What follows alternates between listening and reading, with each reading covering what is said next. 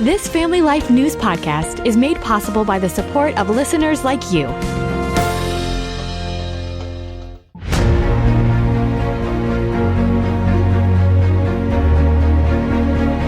This is Faith Under Fire. We take you straight to the front lines of religious battlegrounds. I'm your host, Sarah Harnisch. With me today, focus on the family's issues analyst, Jeff Johnston. The United States Supreme Court struck a blow against the California Department of Education and schools that hide information about a child's sexual identity. Teachers in California have been coached to withhold information from parents or even lie to them if their kids are struggling with their identity. Jeff, this is a huge victory for parents' rights. What are the details of the case Mirabelli versus Bonta? This started around 2016 when the Obama administration told states and school districts that they had to not discriminate against kids because they're transgender and they had to protect their privacy. And then schools started developing transgender policies that told teachers that they couldn't talk to parents about a child's so-called gender identity if the child didn't want them to. There were a couple of teachers in Southern California, and they filed a lawsuit against this, saying, I'm not going to lie to parents about this. I'm not going to use a child's chosen name at school and then their real name when I talk to their parents. Then parents jumped onto the bandwagon as well, so they joined the lawsuit. And the Supreme Court, this wasn't a full decision with a hearing, but it was a decision from the court, so it still is binding. It was an emergency decision to shut down these policies. And they said, no, parents have the right to raise their children according to their values, according to their faith, and states can't interrupt that. They can't jump between parents and children like this. So they ruled that these policies were unconstitutional. There are dozens of similar cases making their way through the court system right now. What happens to them? Well, there are at least 1,000 school districts across the country and at least 18,000 schools that have these similar policies.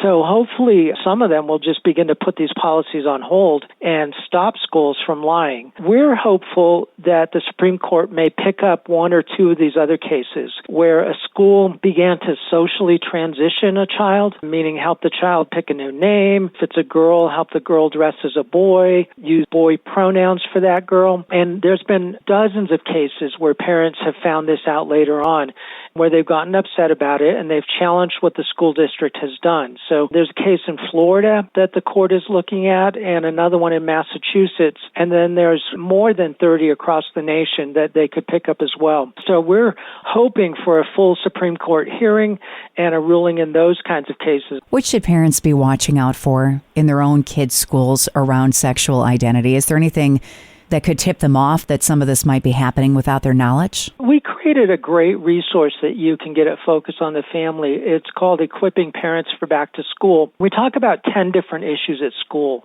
including where schools are pushing gender ideology. It's so important for parents to be involved in their child's school when they go to back to school nights, when they have parent-teacher conferences. If they're seeing transgender flags throughout the school and posters, that's one thing to look for. They can check their school libraries. They should certainly be reading through their children's curriculum to see if those things are being pushed on children. In some states, it's mandatory that in all the social studies classes from kindergarten through 12th grade, schools have to talk about transgender identified people. That's every social studies class in every grade. So parents are going to have to make a decision. Do I want to keep my kid in school? Do I pull them out for these kinds of things? And that can be very difficult because when you're talking about social studies, you're talking about a mandatory subject. But the court ruled last year in a case called Mahmoud that schools can't push ideology that parents' religion does not agree with, that parents' religious freedom trumps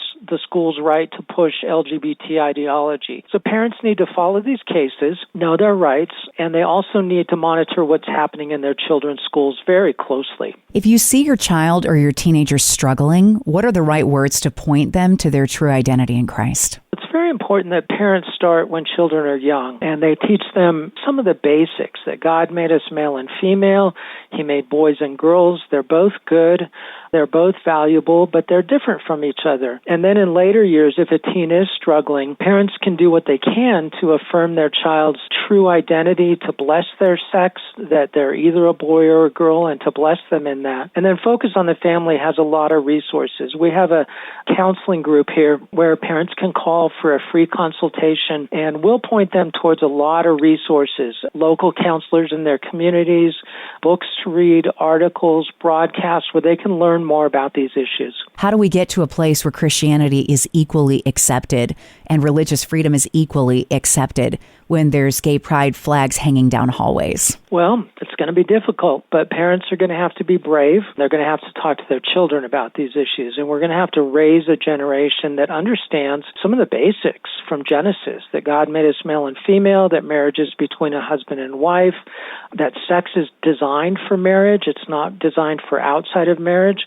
And then parents are going to have to be brave and speak out at school board meetings. They're going to have to talk to teachers and educators and administrators and ask questions. What is it that we're teaching in this school? And I believe we're already beginning to win on the transgender issue. We're seeing a turn where fewer kids are identifying this way, where schools are backing off from teaching it, where there's court decisions. There are folks who went into transgenderism, their bodies were damaged, and then they've come out, and they're filing lawsuits against hospitals and clinics and medical professionals, and they're starting to win some of those cases. And I think those money issues are already putting a damper on transgender medical interventions. So it's going to take a push in a lot of different arenas. You think it can be won? Oh, definitely. I think this battle can be won. This is what they call an 80-20 issue, where transitioning children through medical procedures, 80% of people already oppose that. Part of the problem is that you have education schools and universities and politicians that still believe this false ideology. So we're going to have to vote into office new people. We're going to have to push back against colleges and universities that teach transgender ideology. But in the general public square, most people understand that there's boys and girls, that it's not fair to have boys and girls sports, that it's not right to use powerful drugs, hormones, and surgeries on little children that can sterilize and mutilate their bodies. So those are areas where we're actually winning. 80% of the population is with us. Learn more at theDailyCitizen.org. Thank you for listening to this Family Life News podcast. If you've been encouraged by what you've heard, please share it with others and click the subscribe button to automatically receive future episodes.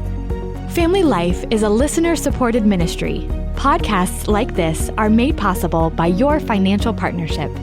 Find out more at familylife.org.